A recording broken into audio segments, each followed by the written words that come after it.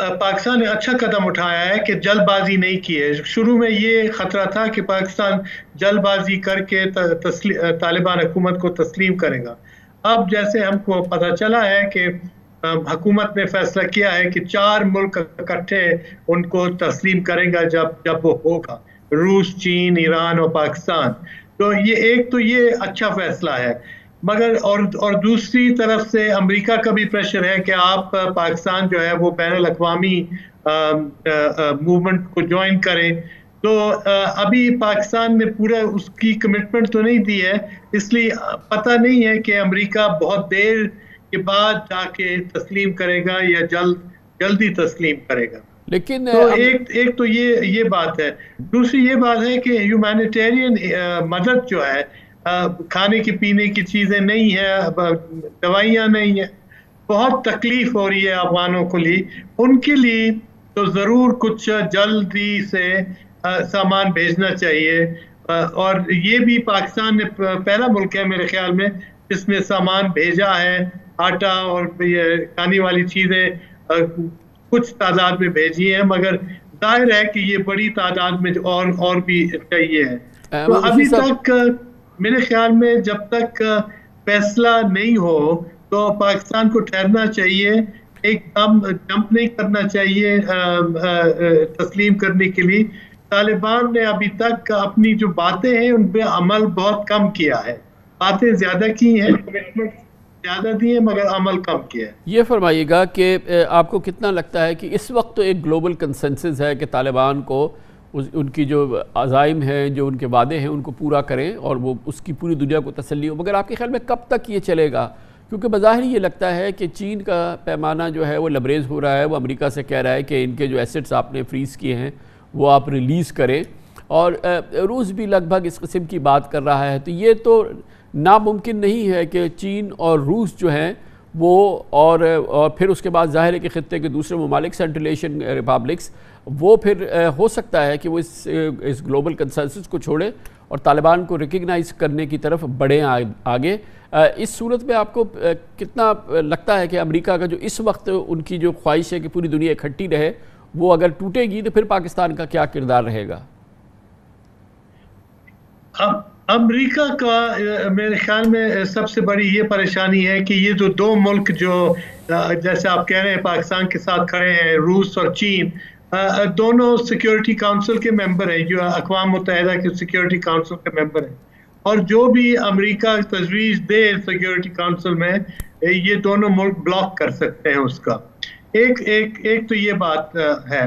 दूसरी बात ये है कि ये इस खतरे से भी हमने दूर खड़ा होना चाहिए कि 2 ब्लॉक नहीं बनने चाहिए, कि एक रूस, चीन, पाकिस्तान का ब्लॉक हो और एक और ब्लॉक हो मगरिबी मुल्कों का, और उनमें बहुत से और मुल्क शामिल हों।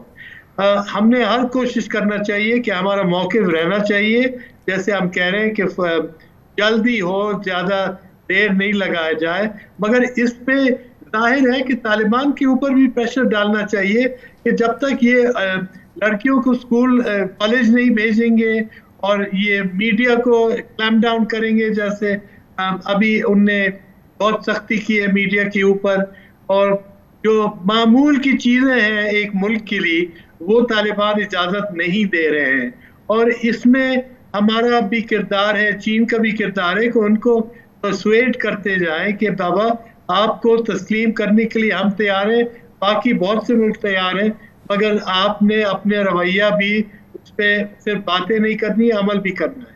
क्या तालिबान अफोर्ड कर सकते हैं कि वो अपने वादों को और जो दुनिया की उनसे तवक्कुआत हैं उनको पूरा ना करें? आज का तालिबान और जो पिछली तालिबान हुकूमत थी उसमें और इसमें यकीनन बहुत फ़र्क है कि तालिबान एक बार फिर अफोर्ड कर सकते हैं कि दुनिया की तवक्कुआत पे पूरे ना उतरें। ऐसे ज़रूर हो सकता है, और जो तालिबान हार्ड लाइनर हैं, जो बिल्कुल सख्त पसंद हैं, रिजत पसंद तालिबान जो है, वो तो कह रहे हैं। आज एक मुल्ला तुराबी का इंटरव्यू आया है, वो पिछली हुकूमत में भी थे और बड़े सख्त मिजाज थे, आप ये मिनिस्टर भी हो गए, और इनने साफ साफ कहा है कि अगर हमने लोगों के हाथ काटने, पांव काटने हम बिल्कुल करेंगे, उसमें कोई फर्क नहीं आया।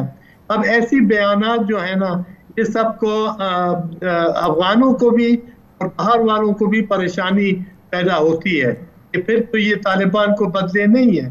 दूसरी बात यह है कि बड़े एहतियात से चलना चाहिए, इसलिए तालिबान में फूट जो है एक किस्म का फूट भी है, और इसकी नतीजे में ये है कि आपके जो रिजल्ट पसंद तालिबान है वो बिल्कुल खड़े हो गए हैं कि हमने कोई कॉम्प्रोमाइज नहीं करना है किसी के साथ। बहुत बहुत शुक्रिया अहमद रशीद साहब हमारे साथ मौजूद थे। कमर्शियल ब्रेक, इस दौरान न्यूज़ हेडलाइंस देखें, जिसके बाद हम अपने प्रोग्राम के बाकी हिस्से के साथ वापस आते हैं। हालिया महीनों में पाकिस्तान में नई गाड़ियों खरीदारी की जो मौसम बहार देखा गया, जिसमें आसान और सस्ती तरीके से ये गाड़ियाँ खरीदी जा रही थी, इस अंदाज की ख़रीदारी इससे पहले नई गाड़ियों की पाकिस्तान की तारीख़ में नहीं देखी गई।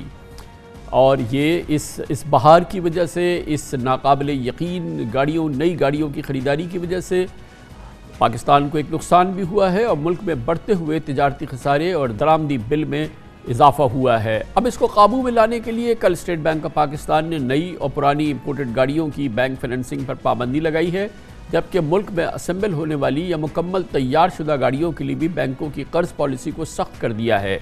अब किसी एक फ़र्द के लिए गाड़ियों के कर्ज की मजमूई हद 30 लाख रुपए से ज़ायद नहीं होगी। कर्जे की ज़्यादा से ज़्यादा मुद्दत 7 साल से कम करके 5 साल कर दी गई है, और ऑटो फाइनेंस के लिए कम से कम डाउन पेमेंट भी 15% से बढ़ाकर 30% कर दिया गया है। अलबत्ता पाकिस्तान में असेंबल या तैयार शुदा 1000 सीसी तक की गाड़ियों और इलेक्ट्रिक कारों पर यह पाबंदी लागू नहीं होगी। इस माली साल के पहले 2 माह में 7 अरब 49 करोड़ यानी तकरीबन 1230 अरब रुपए का तिजारती खसारा हुआ। 4 अरब 57 करोड़ डॉलर्स की एक्सपोर्ट्स के मुकाबले में तकरीबन 3 गुना ज़्यादा यानी कि 12 अरब 6 करोड़ डॉलर्स की इंपोर्ट्स हुई। पिछले 2 माह में 9200 से ज़ायद लग्जरी गाड़ियाँ इंपोर्ट हुई, जो पिछले साल के मुकाबले में 3 गुना यानी 300% ज़्यादा हैं। वज़ीर ख़ज़ाना शौकत तरीन कहते हैं कि इंपोर्ट्स पर छूट देकर कोताही हुई।